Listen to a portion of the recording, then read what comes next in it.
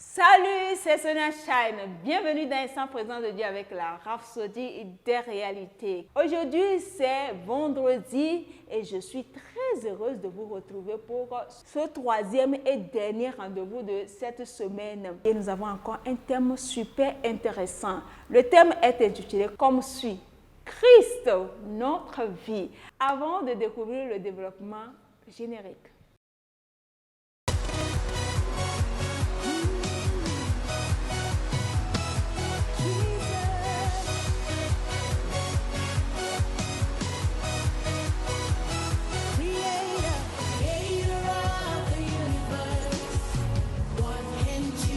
Waouh. Bienvenue une fois encore dans Instant présent de Dieu avec la Rhapsodie de réalité. L'écriture de base à l'enseignement du jour est tirée de Colossiens chapitre 3, verset 4. Là, il est écrit: quand Christ, notre vie, paraîtra, alors vous paraîtrez aussi avec lui dans la gloire. Vous savez, en tant que chrétien, en tant que nouvelle créature, en tant qu'enfant de Dieu, Christ est notre vie. Béni soit Dieu, oui, ça c'est indéniable. Juste à y penser et ça évoque la puissance de Dieu à travers son être. Nous ne sommes pas ordinaires. Que quelqu'un dise, je ne suis pas ordinaire. Oui, nous poursuivons. Pasteur dit, quand vous avez reçu Christ, quelque chose s'est réellement passé. Oui, la vie et la nature de Dieu ont été transmis à votre esprit. Vous n'avez plus la vie humaine, vous avez la vie de Christ, la vie divine. Waouh! Ce fut la conclusion de l'apôtre Paul lorsqu'il déclara ceci dans le livre de Galates chapitre 2 verset 20. J'ai été crucifié avec Christ et si je vis, ce n'est plus moi qui vis, c'est Christ qui vit en moi. Si je vis maintenant dans la chair, c'est-à-dire dans le corps, je vis dans la foi au Fils de Dieu qui m'a aimé et qui s'est livré lui-même pour moi. Quelle déclaration, quelle conviction extrêmement profonde, dit pasteur. Paul a fait référence à cette même pensée dans Colossiens chapitre 3, verset 10. Quand il a dit qu'en tant que nouvelle créature, nous avons porté sur nous l'homme nouveau qui a été renouvelé dans la connaissance selon l'image de Christ. En d'autres termes, plus vous apprenez sur lui et l'expérimentez dans la connaissance, plus il s'exprime en vous et à travers vous. Nous parlons de Christ, bien sûr. C'est ça la croissance chrétienne. Lorsque la connaissance de la vie divine qui est en vous pénètre dans votre esprit, par la méditation, elle devient votre conscience constante. Elle devient votre pratique, votre expérience et votre mode de vie. Comment est-ce qu'il peut y avoir un problème avec votre foi? Impossible. Votre cœur ou votre rein. Alors que Christ est en vous. Christ est votre vie. La Bible dit que si Christ est en vous, même si votre corps était mort ou ravagé par la maladie ou l'infirmité, à cause du péché, l'Esprit lui-même donne vie à cause de la justice, la vie et la nature divine de Dieu en vous. Romains chapitre 8, verset 10. Vous savez, la vie humaine dépravée, vaincue, détruite et brisée a été supplantée par la vie de Christ, la vie divine de justice, d'honneur et de paix. Gloire à Dieu. Alléluia. Oui, c'est important de le savoir. Christ, notre vie. C'est-à-dire qu'en tant que chrétien, Christ, c'est un environnement. Christ, c'est un domaine. Christ, c'est une maison. Christ, c'est un lieu. Christ, c'est un emplacement. Christ, c'est une habitation. C'est pour cela que la Bible dit, si quelqu'un est en Christ, ça veut dire que c'est une maison, c'est un lieu, c'est un royaume, c'est un tout. Il y a tout dedans. En Christ, nous sommes chez nous. Nous sommes à la maison. C'est un lieu. Et dans ce lieu, dans cet environnement, tout est possible. Il n'y a pas de négativité. Donc, c'est important de le savoir que nous sommes en Christ. c'est notre vie, c'est notre mode de vie. Il faut être conscient de cela.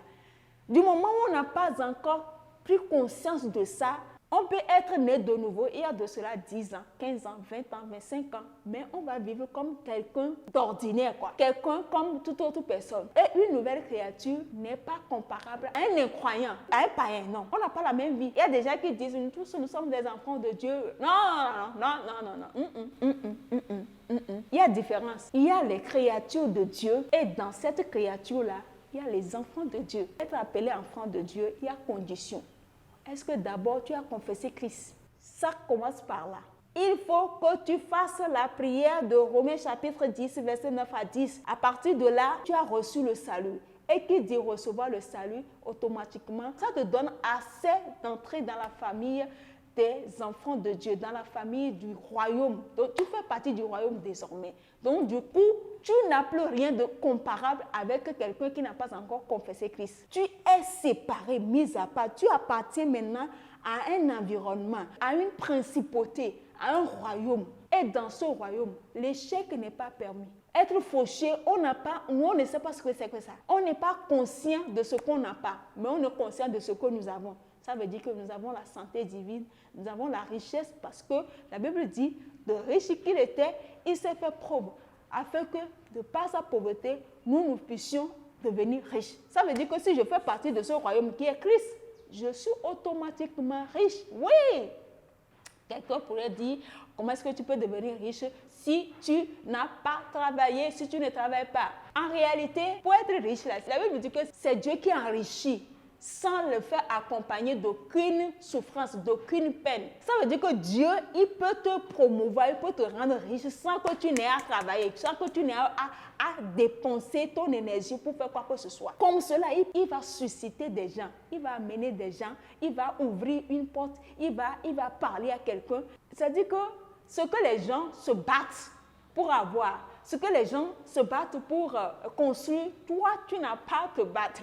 Tu es là seulement et tu l'as fricos, sans effort. C'est ça la vie que nous avons en Christ. Là où les gens, ils se démerdent, ils se tuent pour avoir des miettes, toi, tu ne t'efforces pas. Tu fais un peu d'effort et voilà la bénédiction. Ça veut dire que tu es conscient du royaume dans lequel tu vis. Sans cela, on va vivre comme des gens ordinaires et on va être victime des choses dont sont victimes les gens du monde. Tout est une question de conscience et ça part de la méditation de la parole. Plus tu médites, plus tu réfléchis, l'Esprit de Dieu te communique des choses parce que Dieu réside dans sa parole. Tu ne peux pas parler à Dieu comme cela pendant que tu es là en train de regarder la télé, en train d'écouter la radio ou bien, je ne sais pas, écouter une musique. Tu parles, tu communiques avec Dieu à travers sa parole. Alléluia. Donc, c'est ce qu'on peut retenir du thème d'aujourd'hui intitulé « Christ, notre vie ». Alléluia. Nous allons prendre la prière. Christ est ma vie.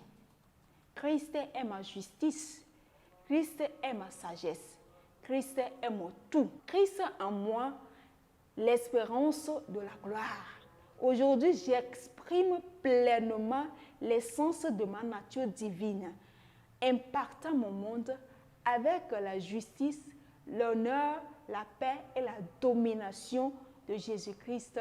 Alléluia!